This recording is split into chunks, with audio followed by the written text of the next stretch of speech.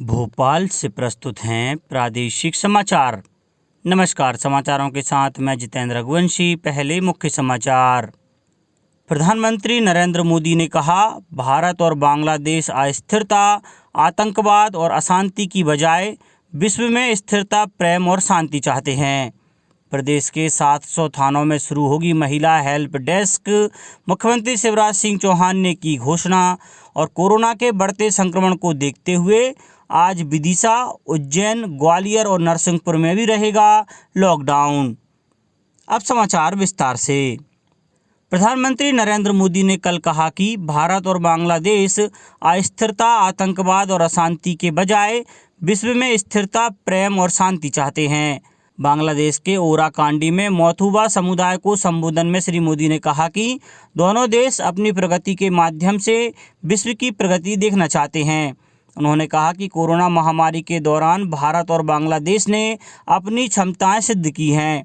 आज दोनों राष्ट्र मिलकर इस महामारी से दृढ़तापूर्वक संघर्ष कर रहे हैं। श्री मोदी ने कहा कि भारत यह अपना कर्तव्य समझता है कि made in India vaccine Bangladesh के नागरिकों तक पहुंचे। मुख्यमंत्री शिवराज सिंह चौहान ने कहा है कि महिलाओं की सहायता के लिए प्रदेश के 700 थानों में महिला हेल्प डेस्क की स्थापना की जाएगी। इन थानों में महिला अधिकारी पदस्थ होंगी, जिससे पीड़ित महिलाएं आसानी से अपनी रिपोर्ट दर्ज करा सकें। उन्होंने कहा कि पीड़ित महिलाओं की मदद के लिए हर थाने का अलग मोबाइल नंबर दिया जाएगा। श्री चौहान कल भोपाल में घरेलू हिंसा पर कठोर कानून बनाने के संबंध में एक बैठक को संबोधित कर रहे थे। इस दौरान श्री चौहान ने कहा कि घरेलू हिंसा में महिला के अंग भंग की स्थिति में अधिक कठोर दंड का प्रावधान किया जाएगा। प्रदेश में कल से समर्थन मूल्य पर रबी फसलों की खरीद शुरू हो गई है।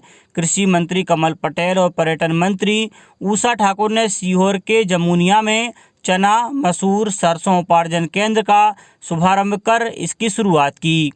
इस केंद्र पर महिला स्वयं सहायता समूह द्वारा रबी सीजन की फसलों की समर्थन मूल्य पर खरीदी की जाएगी।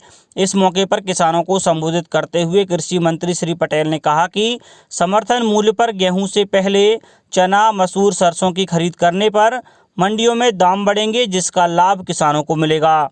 खंडवा में भी कल से समर्थन मूल्य पर चना उपार्जन का कार्य शुरू हुआ, जो 15 मई तक जारी रहेगा। आगरमालवा में इसके लिए 39 केंद्र बनाए गए हैं। प्रदेश में कोरोना संक्रमण की बढ़ती हुई रफ्तार को देखते हुए अब भोपाल, इंदौर और जबलपुर के साथ ही विदिशा, उज्जैन, ग्वालियर, नरसिंहपुर तथा सौंसर में भी आज लॉकडाउन रहेगा।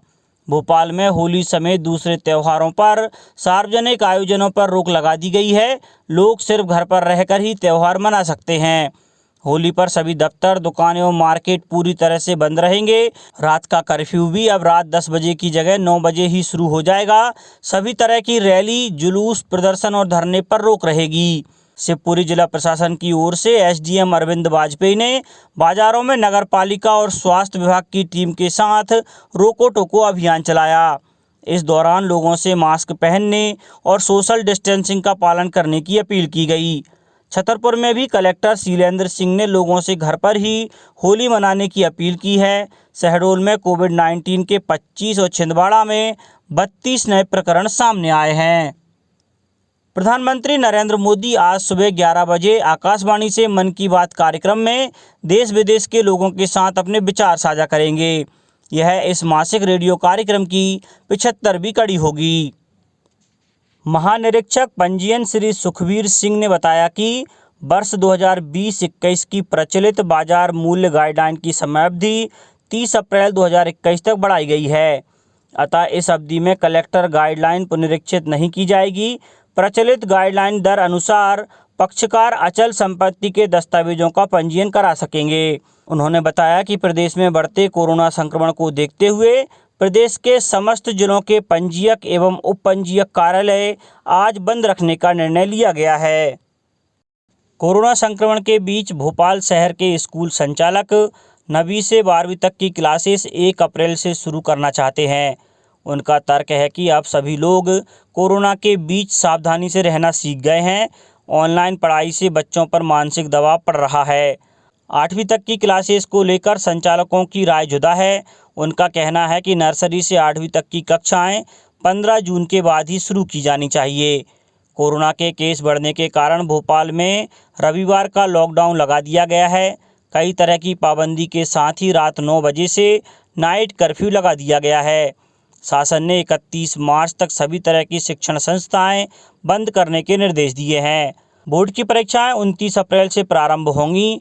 ऐसे में अब स्कूल संचालक परीक्षा से ठीक पहले स्कूल बंद होने के कारण चिंतित हैं। बच्चों को दोबारा ऑनलाइन क्लास से रिवीजन कराना पड़ रहा है। राष्ट्रीय लोक अदालत का आयोजन 10 अप्रैल 2021 को किया जा रहा है। इसके अंतर्गत मध्य प्रदेश भू संपदा विनियामक प्राधिकरण रेरा द्वारा कोविड-19 के बढ़ते संक्रमण को देखते हुए यह लोक अदालत वीडियो कॉन्फ्रेंस से सुबह 10:30 से शाम 5 बजे तक संचालित की जाएगी। लोक अदालत के आयोजन के पूर्व जिन पक्षकारों का बिल्डर या अनावेदक से राजीनामा हो जाता है, उन्हें 9 अप्रैल 2021 को दोपहर 3 बजे से शाम 5 बजे तक ईमेल से प्राधिकरण को सूचित करना होगा। साथ ही 10 अप्रैल 2021 को सुबह 10:30 से शाम 5 बजे तक वीडियो कॉन्फ्रेंस के माध्यम से प्राधिकरण के समक्ष प्रकरण के निपटारे के लिए पक्षकारों को निष्पादन अधिकारी तथा न्याय निर्णायक अधिकारी के समक्ष उपस्थित होना होगा। प्रकरण में बिल्डर, आवेदक, अनावेदक को उपस्थित होना आवश्यक नहीं है। उच्च शिक्षा मंत्री डॉक्टर मोहन यादव ने कहा है कि मुख्यमंत्री श्री शिवराज सिंह चौहान की अध्यक्षता में हुई बैठक में निर्णय लिया गया है कि अप्रैल माह में आयोजित होने वाली सभी प्रकार की परीक्षाएं अब मई माह में प्रारंभ होंगी। स्नातक अंतिम वर्ष एवं स्नातकोत्तर चतुर्थ सेमेस्टर की परीक्षाएं नियमित एवं स्वाध्यायी परीक्षार्थियों की भौतिक रूप से परीक्षा केंद्रों में उपस्थिति के साथ मई 2021 में आयोजित होंगी। मंत्री डॉक्टर यादव ने जनसंपर्क संचालनालय के सभागार में पत्रकारों से चर्चा के दौरान यह जानकारी दी। उच्च शिक्षा मंत्री डॉक्टर यादव ने कहा कि स्नातक प्रथम एवं द्वितीय वर्ष तथा स्नातकोत्तर द्वितीय सेमेस्टर की परीक्षाएं ओपन बुक पद्धति से जून 2021 में आयोजित की जाएंगी। इन परीक्षाओं में नियमित एवं स्वाध्यायी परीक्षार्थी अपने निवास में ही रहकर परीक्षा देंगे तथा निकट के निर्धारित संग्रहण केंद्र में उत्तर पुस्तिकाएं जमा करेंगे। उच्च शिक्षा मंत्री डॉक्टर यादव ने कहा कि कोरोना के इस कठिन काल में मध्य प्रदेश पहला राज्य है जिसने परीक्षाओं का यह कार्यक्रम घोषित किया है। उन्होंने कहा कि स्नातक एवं स्नातकोत्तर के लगभग 18 लाख विद्यार्थी इन परीक्षाओं में सम्मिलित होंगे। ऑफलाइन परीक्षा कोरोना की गाइडलाइन को ध्यान में रखते हुए संपन्न कराई जाएंगी। पशुपालन एवं डेयरी विकास, सामाजिक न्याय एवं निःशक्त जन कल्याण मंत्री श्री प्रेम सिंह पटेल ने प्रदेशवासियों को होली की शुभकामनाएं देते हुए होलिका दहन में गौ काष्ठ जलाने की अपील की है। श्री पटेल ने कहा कि होलिका दहन में बहुत बड़ी मात्रा में लकड़ी का उपयोग किया जाता है जो पर्यावरण की दृष्टि से हानिकारक है। पर्यावरण संरक्षण एवं संवर्धन देश के प्रत्येक नागरिक का कर्तव्य है। श्री पटेल ने लोगों से अपील की है कि कोरोना के मद्देनज़र इस वर्ष सोशल डिस्टेंसिंग का पालन करते हुए अपने अपने घरों में ही होली मनाएं।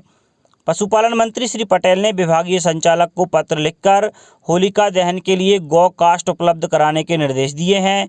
श्री पटेल ने कहा कि गौ काष्ठ और कंडे जलाने से वातावरण शुद्ध होता है। साथ ही गौशालाओं को अतिरिक्त आय होने से गायों की देखभाल बेहतर ढंग से हो सकेगी।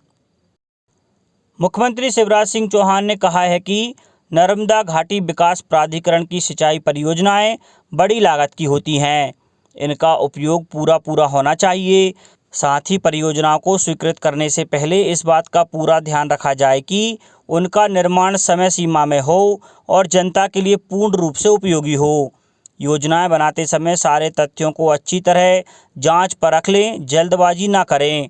परियोजनाएं परफेक्ट होनी चाहिए। मुख्यमंत्री श्री चौहान ने कहा कि निर्माण के समय गुणवत्ता का पूरा ध्यान रखा जाए। जन धन का सही उपयोग होना चाहिए। कार्यों में यदि कोई भी लापरवाही होती है अथवा गलत भुगतान किया जाता है तो मैं जिम्मेदार व्यक्तियों को छोड़ूंगा नहीं। नियमानुसार कड़ी से कड़ी कार्रवाई की जाएगी। मुख्यमंत्री श्री चौहान कल मंत्रालय में नर्मदा घाटी विकास प्राधिकरण की परियोजनाओं कार्यों की समीक्षा कर रहे थे। अब कुछ समाचार संक्षेप में। गुना में गेहूं उपार्जन के संबंध में समिति प्रबंधकों और ऑपरेटरों को प्रशिक्षण दिया गया। शिवपुरी में कलेक्ट्रेट कार्यालय के सभा कक्ष में सोलर ऊर्जा विषय पर एक कार्यशाला का आयोजन किया गया।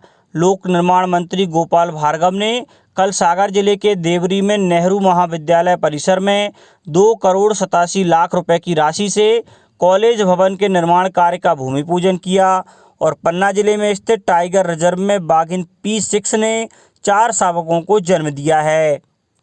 अंत में मुख्य समाचार एक बार फिर।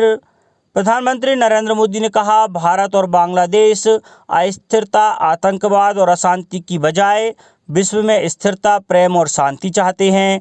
प्रदेश के 700 थानों में शुरू होगी महिला हेल्प डेस्क। मुख्यमंत्री शिवराज सिंह चौहान ने की घोषणा। और कोरोना के बढ़ते संक्रमण को देखते हुए आज विदिशा, उज्जैन, ग्वालियर और नरसिंहपुर में भी रहेगा लॉकडाउन। इस बुलेटिन में इतना ही। घर पर रहिए, सुरक्षित रहिए और सुनते रहिए प्रादेशिक समाचार। नमस्कार।